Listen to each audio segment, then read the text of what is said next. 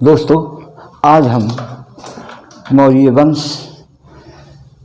के भाग 3 या एपिसोड 3 की वीडियो शूट कर रहे हैं और आज मौर्य वंश की उत्पत्ति, उसका प्रमाण, उसका वर्ण और जाति का निर्धारण बौद्ध साहित्य और जैन साहित्य के आधार पर हम विश्लेषण और उसकी समीक्षा करेंगे।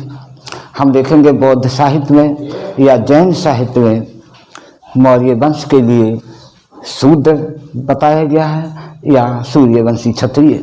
इस संदर्भ में हम प्रमाण के साथ हम आपके सामने तथ्य रखेंगे और ये सिद्ध करेंगे कि वास्तविक रूप से मौर्य कौन थे।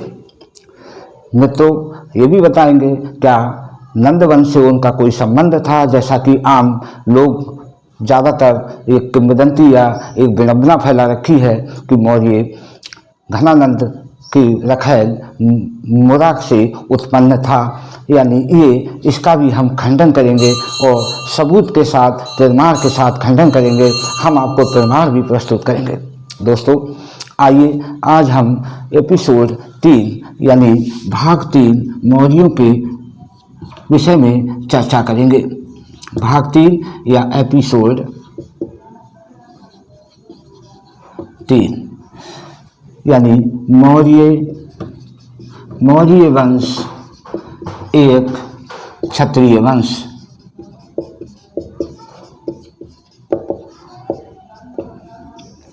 दोस्तों, हमने दो वीडियो अभी तक आपको पोस्ट की हैं। हमने 2 वीडियो के माध्यम से आपको मौर्य वंश के विषय में अभी तक बताने का प्रयास किया है। पहली वीडियो में हमने ये बताया है कि मौर्य वंश के या मौर्यों के इतिहास हमें कहाँ से मिलता है, यानी मौर्य वंश के विषय में हमें कहाँ से जानकारी मिलती है, उन सब स्रोतों का उल्लेख किया और साथ में चाणक्य की जाति का भी हमने एक सबूत के साथ, प्रमाण के साथ उल्लेख किया। दूसरी वीडियो में हमने ब्राह्मण साहित्य के आधार पर मौर्यों की जाति, उसके वर्ण का हमने विश्लेषण किया और आज हम तीसरी वीडियो में, जैसा कि हमने बताया, बौद्ध और जैन साहित्य के आधार पर मौर्यों की जाति का विश्लेषण करेंगे। मित्रों, हम आपको बता दें, बौद्ध और जैन साहित्य स्पष्ट रूप से मौर्यों को क्षत्रिय स्वीकार करते हैं। वहाँ पर कोई संदेह नहीं है और वो साफ साफ कहते हैं कि मौर्य शूद्र नहीं, एक सूर्यवंशी क्षत्रिय राजवंश था। बौद्ध साहित्य, वो कौन से बौद्ध साहित्य में पुस्तकें हैं जिसके विषय में मौर्यों की एक प्रारंभिक जानकारी मिलती है और उनके विषय में विस्तार से चर्चा की गई है। आइए सबसे पहले उन ग्रंथों का हम नाम बताते हैं।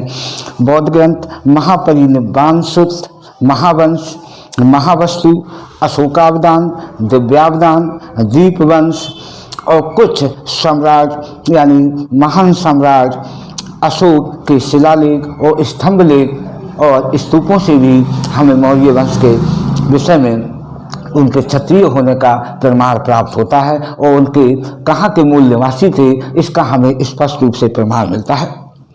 इस तरह से सबसे पहले हम महावंश यानी बौद्ध ग्रंथ की बहुत ही महत्वपूर्ण पुस्तक है महावंश, जिसके बारे में हम पहले ही बता चुके हैं, और उसकी टीका सुमंगल विलासिनी, महावंश और उसकी टीका सुमंगल विलासिनी के आधार पर हम देखते हैं कि इसमें मौर्य या शाक्यों के विषय में क्या कहा गया है।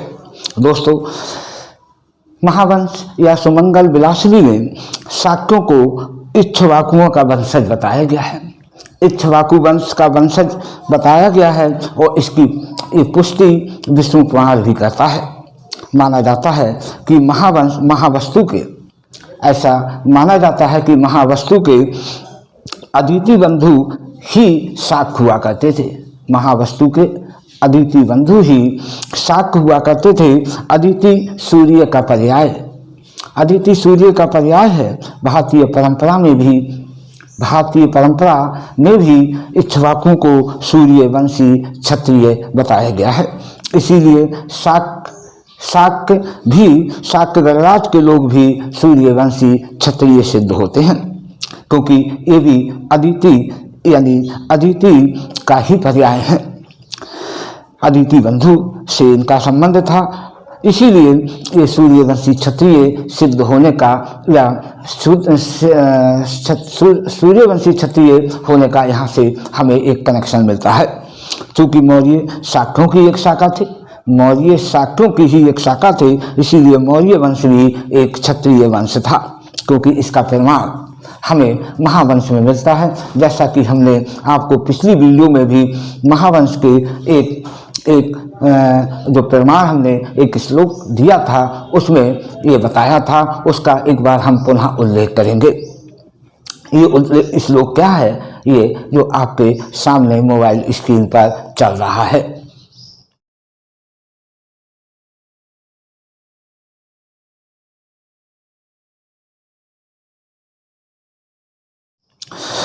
एक बार हम इसको पढ़ देते हैं। मौर्यन खत्तिया नामम वसे जात धर्म चंद्रगुप्तोत्ति पंचजातम चाणक्यो ब्राह्मणो ततो नवम घनानंदम धाते त्वा चंडकोदशा सकल जम्बू दीपमही राज्य समाभिषी सोची। यानी हम आपको बता दें, इसमें साफ साफ आप समझ रहे होंगे, मौर्य नाम खत्तिया नाम, यानी मौर्य खत्तिय थे, खत्तिय क्षत्रिय को कहा जाता है। इसमें चाणक्य का भी उल्लेख किया गया है, जैसा मैंने पहले बताया। चाणक्य को ब्राह्मण होता तो चाणक्य ब्राह्मण था, खैर वो तो हम पहले प्रूफ कर चुके हैं, वो ब्राह्मण था, ना कि चंद्रगुप्त मौर्य का बड़ा भाई। लेकिन इस श्लोक में मौर्य क्षत्रिय होने का हमें प्रमाण मिलता है। महावंश में और आगे बताया गया है, यानी महावंश में मौर्यों की उत्पत्ति या चंद्रगुप्त की उत्पत्ति, उसका मूल स्थान, उसके माता पिता के विषय में ये बताया गया है। ये महावंश में क्या कहा गया है कि चंद्रगुप्त की माँ मौर्य नगर के राजा की रानी थी, मौर्य नगर के राजा की रानी थी, परंतु कालांतर में किसी सीमावर्ती राजा ने मौर्य नगर पर आक्रमण कर दिया, और जब मौर्य नगर पर आक्रमण किया तो चंद्रगुप्त का जो पिता मौर्य नगर का सम्राट या शासक था, मौर्य नगर का शासक या सरदार था, उसको यानी वहाँ युद्ध में मृत्यु हो गई। उस समय चंद्रगुप्त की माँ गर्भवती थी, यानी कह सकते हैं चंद्रगुप्त अपनी माँ के गर्भ में था। वह चूँकि पिता की मृत्यु के बाद या चंद्रगुप्त के पिता की मृत्यु के बाद उसकी माँ जो थी, जो गर्भवती थी, चंद्रगुप्त गर्भ में था, वो अपने भाई के यहाँ पुष्पपुर चली गई, जहाँ चंद्रगुप्त का जन्म हुआ। तो उस माँ ने उस चंद्रगुप्त को ओखल में रख के एक स्थान पर छोड़ दिया, और जब एक स्थान पर छोड़ा तो उसकी चंद्रगुप्त नामक बिरसव ने, चंद्रगुप्त नामक बिरसव का मतलब होता है सशक्त या ताकतवर, यानी शक्तिशाली। इस चंद्रगुप्त बिरसव ने इसकी रक्षा की, इस बच्चे की, इसको ले गया, यानी रक्षा की। इसी के कारण ऐसा माना जाता है कि चंद्रगुप्त रक्षित था ये बच्चा, आगे चलकर इस बच्चे का नाम चंद्रगुप्त ही पड़ गया। चंद्रगुप्त से ये बच्चा गोपालक ले गया, और गोपालक से ये बच्चा शिकारी के हाथ चला गया, और शिकारी ने पालन पोषण किया, और वहाँ रहकर ये गाय बैलों भेड़ बकरियों को चराता था। यही से जब भेड़ बकरियां बैल चराता था, और इसी समय चाणक्य से मुलाकात हुई इस बच्चे की। चाणक्य ने इसकी प्रतिभा, ज्ञान प्रतिभा को, बुद्धि को समझा, उसमें राजसीय गुण देखे। चाणक्य ने उस बच्चे को 1000 कसाण पर में खरीद लिया, क्योंकि उस समय कसाण पर सिक्का चलता था, चांदी का सिक्का होता था, और उसको अपने साथ ले गया, उसको शिक्षित दीक्षित किया। ऐसा हमें महावंश के इसमें हमको वर्णन में मिलता है।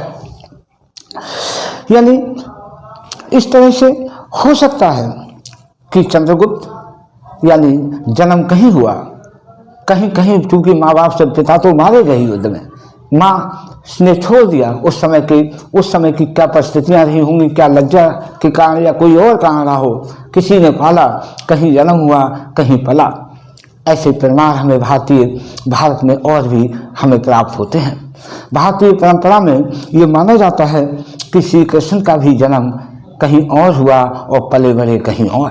तो हो सकता है कि चंद्रगुप्त के साथ भी कुछ ऐसी ही परिस्थितियां रही हों।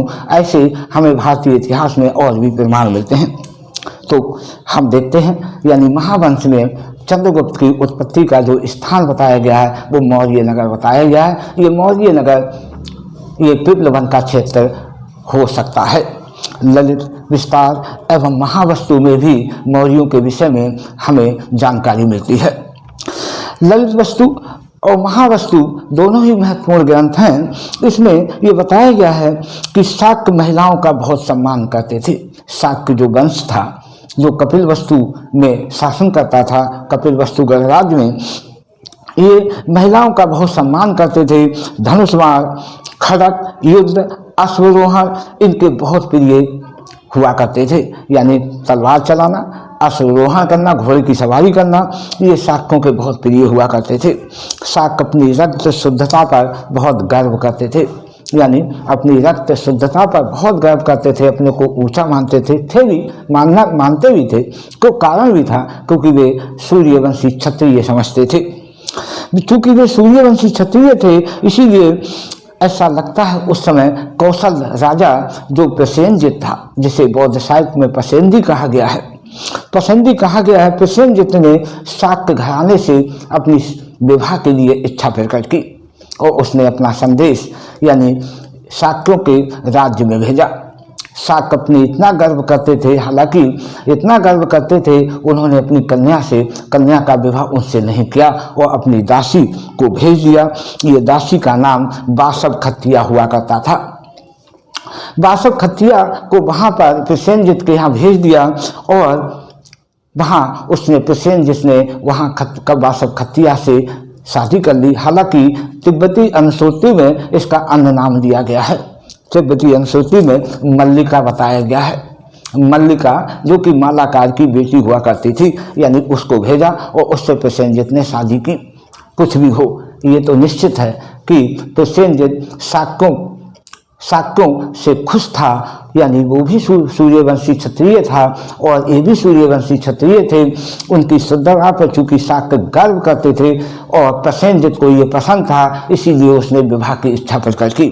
अब सवाल ये उठता है, अगर ये शाक्य क्षत्रिय सूर्यवंशी क्षत्रिय नहीं थे तो प्रसेनजित ने विवाह का प्रस्ताव क्यों किया, क्यों करना चाहता था विवाह? वो कभी नहीं करता अगर ये क्षत्रिय सूर्यवंशी क्षत्रिय नहीं होते।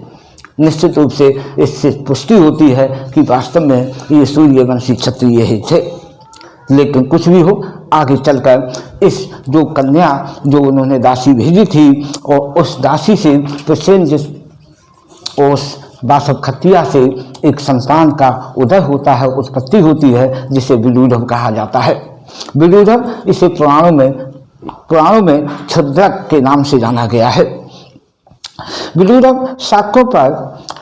ने शाक्यों पर जब विदूढ़व को ये पता लगा, एक बार विदूढ़व ने सोचा कि मैं अपने नाना नानी के यहाँ जाऊँगा और उसने जब कोशिश की वहाँ कपिलवस्तु के शाक्यों के यहाँ जाने की और जब वहाँ पहुँचता है तो वहाँ के लोग इसको दासी पुत्र कहते हैं, तो ये अपमानित महसूस करता है और जब इसको वास्तविकता का पता लगता है तो ये चढ़ाई कर देता है वहाँ और कपिलवस्तु शाक्य पर चढ़ाई करता है। बड़ी संख्या में यानी वहाँ शाक्य मारे जाते हैं। एक आंकड़े के अनुसार 7,700 शाक्यों का कत्लेआम हो जाता है और इसके बाद वहाँ से बहुत सारे शाक्य जो हैं कपिलवस्तु गणराज्य को छोड़ देते हैं और वो पिपलीवन चले जाते हैं।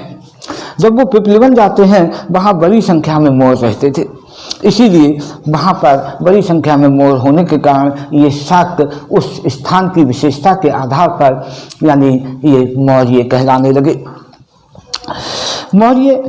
मौर्य वास्तव में मौर्य नगर के निवासी थे। मौर्य नगर कोई और नहीं था, वो क्षेत्र था, वो नगर थे जहाँ मोरों की अधिकता हुआ करती थी। हालांकि इसका प्रमाण हमें यानी पुरातत्व विभाग की खुदाइयों से भी मिलता है। यहाँ पर जो खुदाइयाँ की गई पुरातत्व विभाग द्वारा, अधिकांश मकान जो हैं या जो भवन हैं उनके आकार जो हैं मोरों की गर्दन के आकार के प्राप्त हुए हैं। इस बात से पुरातात्विक रूप से भी इस बात की पुष्टि होती है कि वास्तव में मौर्य यानी ये मौर्य नगर के ही निवासी मौर्य थे और चूँकि वहाँ पर बड़ी संख्या में मोर थे और मोर चूँकि उनके आसपास रहते थे इन शाक्यों के जो वहाँ गए थे और वो उनसे प्रेम करने लगे और यही शाक्य मौर्य के नाम से जाने लगे, क्योंकि उस समय की ये परंपरा हमें प्राप्त होती है, उस समय केवल यही मौर्यों के विषय में नहीं, तमाम ऐसे इतिहास में हमें प्रमाण मिले हैं। जिस स्थान की जो विशेषता होती थी उसी स्थान का नाम भी उसी विशेषता के साथ जुड़ जाता था, उस नामकरण हो जाता था, और वहाँ के रहने वाले लोगों का भी उसी विशेषता के आधार पर उसी जो चीज़ प्रसिद्ध होती थी जिसके कारण उसी के नाम पर उनका नामकरण, वहाँ के रहने वालों का भी टाइटल उसी के नाम से जाना जाता था। ऐसे हमें तमाम प्रमाण हमारे इतिहास में पहले भी थे और आज भी, आज के संदर्भ में भी ये सत्य प्रमाणित होते हैं, जिसका उल्लेख हम आगे करेंगे। इसके साथ साथ मौर्य, चूँकि मौर्य लोग जब शासक हो गए आगे चलकर, तो इनका मौर्यों के जो राजमहल में पाटलिपुत्र में मोरों को पाला जाता था। ये हम आप सभी लोग जानते हैं। अगर जब कोई बड़ी संख्या में लोग बड़े लंबे समय तक कोई जानवर या पक्षी हमारे पास रहता है तो उससे प्रेम होना स्वाभाविक हो जाता है। क्योंकि वहाँ बड़ी संख्या में मोर थे, यानी वहाँ ये मोरों से इनको प्रेम हुआ जो मौर्यों को, और जब इनको पालने पोसने लगे और जब ये शासक हो गए पाटलिपुत्र के, तो इसीलिए हो सकता है उन्होंने मोरों को पाला हो, क्योंकि पाटलिपुत्र में राजमहल में मोर पाले जाने का हमें प्रमाण पर्याप्त रूप से मिलता है। वस्तुतः इतिहास में ऐसे बहुत सारे प्रमाण हैं कि जिस स्थान पर जो चीज़ अधिकता होती थी या जिस स्थान की जो विशेषता होती थी, उस स्थान का नामकरण उस विशेषता के साथ जोड़ा जाता था, या वहाँ के रहने वालों को भी उसी नाम या उसी टाइटल से पुकारा जाता था। इसका प्रमाण हमें आज के संदर्भ में भी देखें तो महाभारत में भी प्राप्त होता है। महाभारत में गांधार की रहने वाली जो गांधारी उसको कहा गया है, गांधार की रहने वाली एक महत्वपूर्ण पात्र को एक गांधारी कहा गया है, और एक पांचाल की रहने वाली एक महिला पात्र को पांचाली के नाम से संबोधित किया गया है। यानी गांधार की जगह की होने के नाम पर भी उसका टाइटल गांधारी पड़ता हुआ दिखाई देता है, और पांचाल की रहने वाली एक महिला पात्र को पांचाली के नाम से संबोधित करने से उसका टाइटल हमें पांचाली प्राप्त होता है। इसी तरह से आज के संदर्भ में भी देखें तो मारवाड़ी हैं, मारवाड़ से आए थे, मारवाड़ एक क्षेत्र था, उसके नाम पर इनका टाइटल आज भी हम लोग जानते हैं, उन्हें मारवाड़ी कहा जाता है। इसी तरह से हम उस समय का एक और नाम उल्लेख करेंगे, क्योंकि वाराणसी को बहुत पहले यानी 6वीं शताब्दी ईसा पूर्व में 16 महाजनपद के समय में बसाया गया, और वाराणसी जो नगर था बरना और अस्सी दो नदियों के बीच में बसाया गया। क्योंकि बरना और अस्सी दो नदियों के बीच में वहाँ नदियाँ बहती थी, उन्हीं के नाम पर इस नगर का नाम वाराणसी हो गया। तो वहाँ की जिस नगर की जो विशेषता होती थी उसी के नाम पर वहाँ के उस स्थान का नाम और रहने वालों के नामकरण होते हुए हमें दिखाई देते हैं। एक और उदाहरण हम आपके सामने प्रस्तुत करेंगे, यह है सुंदरवन डेल्टा, जो विश्व का सबसे बड़ा आज के संदर्भ में डेल्टा है। ये भारत और बांग्लादेश के चूँकि जहाँ बंगाल की खाड़ी है, गंगा मिलती है, वहाँ पर ये डेल्टा है। इसको सुंदरवन डेल्टा क्यों कहा जाता है ये भी हम आपको बता दे रहे हैं। दोस्तों, सुंदरवन डेल्टा, इस डेल्टा में सुंदरी लकड़ी के बहुत बड़ी मात्रा में वृक्ष हैं। यानी सुंदरी लकड़ी के बहुत बड़ी मात्रा में वृक्ष होने के कारण ही इसे सुंदरवन डेल्टा कहा जाता है। यानी इस जगह का भी नाम वहाँ बड़ी मात्रा में सुंदरी वृक्ष के नाम पर ही इसका पड़ा है। तो ऐसा हो सकता है कि वास्तव में यानी मौर्य जो थे वो पिपलवन के यानी मौर्य नगर के निवासी थे, जहाँ मोर बड़ी मात्रा में थे, वहाँ की ये विशेषता थी, इसीलिए ये शाक्यों का टाइटल यहाँ का मौर्य पड़ गया। इस तरह से एक और हमें प्रमाण मिलता है महापरिनिब्बाण सूत्र। ये बौद्धों की बहुत पुरानी पुस्तक है। इसमें मौर्यों को पिपलिवन का निवासी और क्षत्रिय शासक घोषित किया गया है। यानी ये बताया गया है महापरिनिब्बाण सूत्र में कि मौर्य पिपलिवन के निवासी थे और ये क्षत्रिय शासक थे। अशोकावदान और दिव्यावदान में भी अशोक और मौर्य वंश के विषय में हमें पर्याप्त जानकारी मिलती है। दिव्यावदान में बिंदुसार को एक क्षत्रिय राजा स्वीकार किया गया है। महापरिनिब्बाण सूत्र में और आगे कुछ बताया गया है।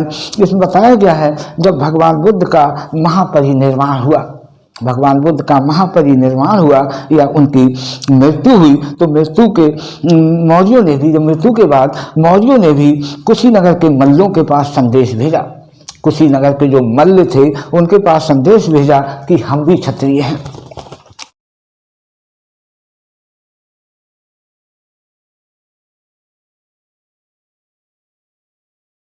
कि हम भी क्षत्रिय हैं, इसीलिए हमें भी भगवान बुद्ध के शरीर का भाग प्राप्त करने का अधिकार है। दोस्तों, इस संदर्भ में यहाँ पर यानी महापरिनिर्वाण सूत्र में एक श्लोक भी मिलता है। इसमें लिखा गया है, श्लोक में, भग मापी खत्यो भय मापी खत्या भय मपी अर्हाम भगवतो शरीरान भागम। यानी भग मापी खत्यो, यानी भगवान जो बुद्ध थे वो क्षत्रिय थे, क्षत्रिय थे। मैं मपी खत्या, हम भी क्षत्रिय हैं। मैं मपी अर्हाम भगवतो शरीराम भागम। हमें क्षत्रिय होने के नाते भगवान बुद्ध के या क्षत्रिय भगवान बुद्ध के हमें अवशेष प्राप्त करने का अधिकार है। ये महापरिनिर्वाण सूत्र का जो श्लोक है वो भी मौर्यों को क्षत्रिय सिद्ध करता है, वो क्षत्रिय ही थे। हम आपको बता दें, क्योंकि ये आपको एक बात बहुत ही महत्वपूर्ण, एक बात मतलब एक सामने चीज आती है। भगवान बुद्ध का जब जन्म हुआ, मृत्यु हुई, जब 483 ईसा पूर्व में भगवान बुद्ध की मृत्यु होती है, जिसे यानी महापरिनिर्वाण सूत्र कहते हैं। 483 ईसा पूर्व में जब भगवान बुद्ध को महापरिनिर्वाण प्राप्त होता है, उस समय मगध का जो शासक होता है वो हर्यक वंश का होता है। हर्यक वंश का शासक होता है जिसका नाम अजातशत्रु होता है। अजातशत्रु शासक होता है।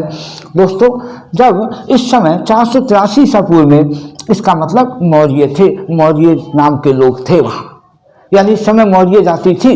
अब आगे एक बहुत महत्वपूर्ण है, आप खुद सोचिए, थोड़ा सा तर्क वितर्क कीजिए, थोड़ा सा अगर जोर दें दिमाग पे। 483 में मौर्यों का प्रमाण हमें मिलता है, मौर्य वंश का हमें प्रमाण मिलता है। यानी किससे? ये महापरिनिर्वाण सूत्र से, यानी भगवान बुद्ध की मृत्यु के समय। अब हम आगे आते हैं, यानी ये जो आपका नंदों का जो शासन आता है, नंदवंश का, नवनंदों का जो शासन आता है, नंदवंश, नवनंदों का शासन है 344 से 322 ईसा पूर्व। ये इनका शासन है। मित्रों, अगर मौर्यों की उत्पत्ति ही अगर घनानंद की रखैल मुद्रा से हुई, तो मित्रों ये 483 तो पहले का समय है, ये पहले का है, ये तो बहुत बाद में आए हैं। करीब अगर ये देखें तो 100 साल से अधिक, यानी नंदवंश के आगमन से 100 साल पहले मौर्य थे, यानी मौर्य वंश था। तो ये जो इतिहासकारों ने लिखा है या समाज में भ्रांति फैला रखी है कि नंदवंश की पत्नी मुरा से चंद्रगुप्त मौर्य का जन्म हुआ, यानी मौर्य यहीं से हुए, तो ये निराधार है, बिल्कुल असत्य है। क्योंकि 483 ईसा पूर्व में नंदों का कहीं अता पता नहीं था। करीब ये नंदवंश से 100-125 साल पहले यानी इनकी मृत्यु हुई। उस समय मौर्य वंश के शासक या मौर्य लोग यानी कुशीनगर के मल्लों से ये मांग करते हैं कि बुद्ध के शरीर का एक भाग हमें मिलना चाहिए। तो खुद सोचिए, जब नंदवंश था ही नहीं, जो कि 100-125 साल बाद हुआ, और वो कहते हैं कि घनानंद की पत्नी से इनका उदय हुआ, तो ये कैसी विडंबना है। ये निश्चित रूप से ये कपोल कल्पना भी साबित होती है, यानी नंदों से बहुत पहले से मौर्य यहाँ मौजूद थे। तो ये एक तरह से ये हमें ये महापरिनिर्वाण सूत्र का जो सूत्र आपका जो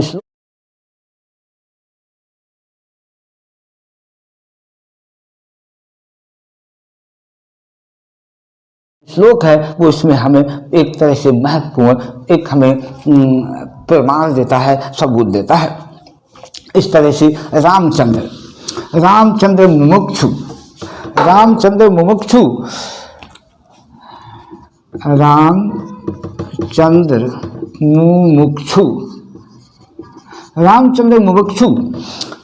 मुमुक्षु के यानी पूर्णयाव श्रव Kathakosh,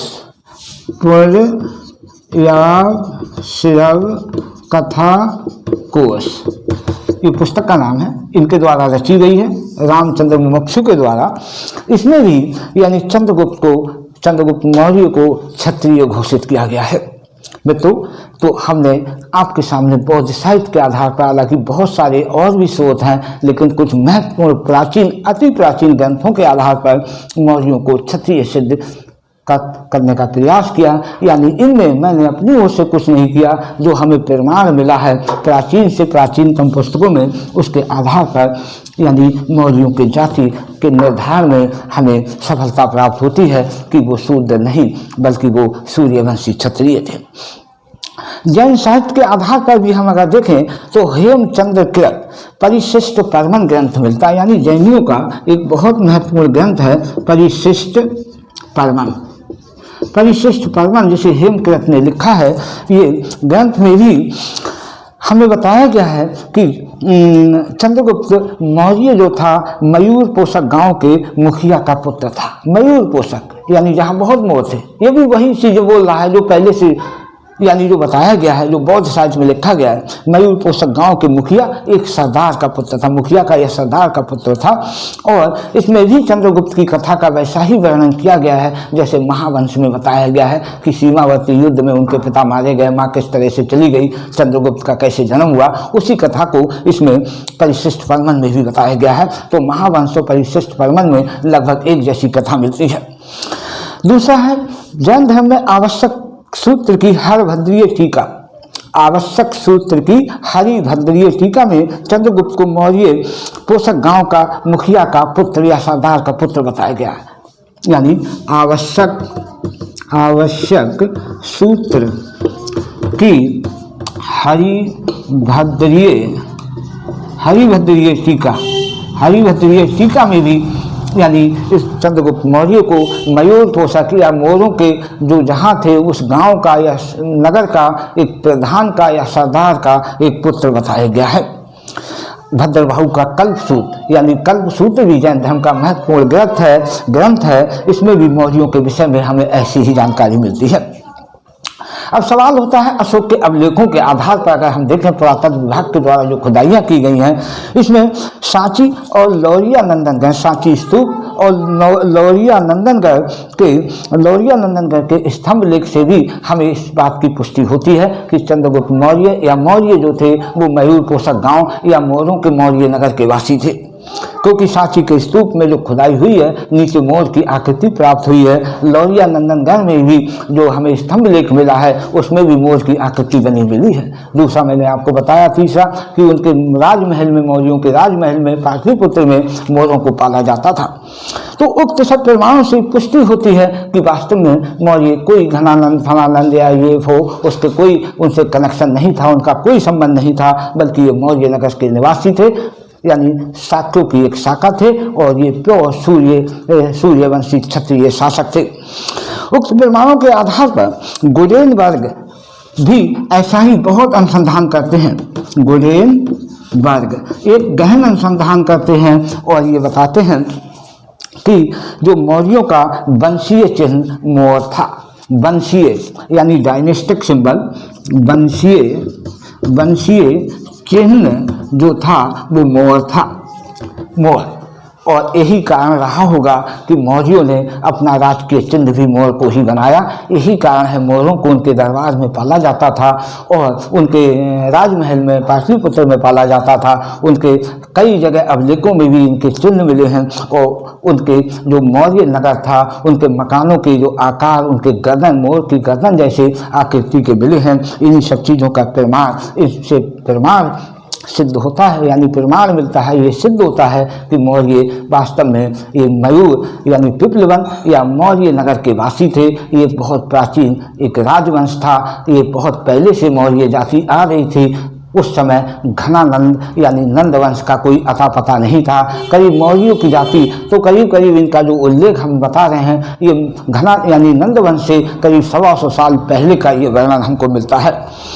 Indira Gandhi national open university की सामग्री जो को भी अगर हम पढ़ें, यानी इग्नू के सामग्री को भी हम पढ़ते हैं तो उसमें भी नंद वंश से चंद्रगुप्त मौर्य का कोई संबंध नहीं बताया गया है, यानी और ना ही उस सामग्री में चंद्रगुप्त मौर्य को शूद्र बताया गया है, अर्थात उसमें भी यही बताया गया है किसी प्राचीन मौर्य सम्राट यानी किसी प्राचीन मौर्य सरदार का ये पुत्र था चंद्रगुप्त मौर्य। उनका भी इशारा मौर्य नगर के सरदार की ओर ही जाता है। रोमिला थापर, ये सब लौकिक साहित्य में है। रोमिला थापर जो कि बहुत ही प्रतिष्ठित इतिहासकार हैं, जिन्हें जापान सरकार ने कई बार पुरस्कृत किया है, उन्होंने भी मौर्य वंश पर बहुत गहन अनुसंधान किया। मेरे ख्याल से सबसे ज़्यादा गहन अनुसंधान इन्हीं का है, और वो भी इस निष्कर्ष पर पहुँचती हैं कि मौर्य शूद्र नहीं थे। मौर्य यानी उनका सराहनीय शोध है इस वंश पर, और वो एक मत से यानी स्पष्ट रूप से मौर्यों को शूद्र होने से नकारती हैं। इस तरह से हम देखें आज के संदर्भ में भारत सरकार, आज की जो राजस्थान सरकार है, उनके गजेटियर में या न राजकीय पत्र में मौर्यों को राजपूत जाति माना गया है या क्षत्रिय के रूप में स्वीकार किया गया है। राजस्थान सरकार ने इन्हें मौर्यों को क्षत्रिय के रूप में या क्षत्रिय जाति के रूप में मान्यता दी है। तो मित्रों, ये चीज़ें हमने जो आपको बताई हैं, ये सब जैन और बौद्ध ग्रंथों के आधार पर मौर्यों को स्पष्ट रूप से शूद्र नहीं बताया गया है, और ना ही उनका कोई घनानंद से कोई संबंध है। जैसा कि आप समझ गए होंगे, घनानंद यानी जो नंद वंश है वो बहुत बाद आया, मौर्य पहले से ही यहाँ मौजूद थे। यहाँ यानी भारतीय इतिहास में इनका हमें वर्णन मिलता है। तो इस तरह से जो बाद में जो कपोल कल्पनाएं लिखी गई, ये सब की व्यर्थ हैं। क्यों लिखी गई, क्या कारण रहे होंगे, ये हम अगले अपना निष्कर्ष देंगे। सारे मटेरियल, सारे तथ्यों को लेकर उस वीडियो में विस्तार से हम चर्चा करेंगे अपने निष्कर्ष में, या कौन सी परिस्थितियाँ थी, वो कौन से कारण थे जो कि क्षत्रिय राजवंश को यहाँ पर शूद्र सिद्ध करने का प्रयास किया गया। मित्रों, हम समझते हैं हमारी वीडियो आपको पसंद आई होगी। अगर पसंद आई है तो लाइक कीजिए, हमारे चैनल को सब्सक्राइब नहीं किया है तो चैनल को सब्सक्राइब कीजिए। हम और भी बहुत महत्वपूर्ण जानकारियाँ आपको देते रहेंगे। और दोस्तों, एक बात और कहना चाहेंगे, ये वीडियो अधिक से अधिक शेयर कीजिए, जिससे कि ज़्यादातर लोगों को इसकी वास्तविकता के बारे में पता लगे, क्योंकि समाज में जो भ्रांतियाँ फैलाई गई हैं वो भ्रांतियाँ दूर हो जाएँ, वास्तविकता से हम सब लोग परिचित हो जाएं। इसीलिए ज़्यादा से ज़्यादा लोग इसको देखें और समझें, और समझ के वास्तविकता को खुद ही समझ जाएंगे, और जो भ्रांतियों जो फैलाई गई हैं उनको खुद ही समझ जाएंगे। क्या भ्रांतियाँ ये समाज में कि किस तरह से एक ऐसे राजवंश को, एक ऐसे क्षत्रिय सूर्यवंशी क्षत्रिय राजवंश को किस तरह से बदनाम किया गया, तो इसके पीछे क्या कारण रहे होंगे। चलिए हम इसका वर्णन हम अगली वीडियो में करेंगे। अपने निष्कर्ष में ऐसी कौन सी परिस्थितियाँ थी, इनको निम्न सिद्ध करने का प्रयास किया गया। दोस्तों, आज की वीडियो में बस इतना ही है। बहुत बहुत धन्यवाद।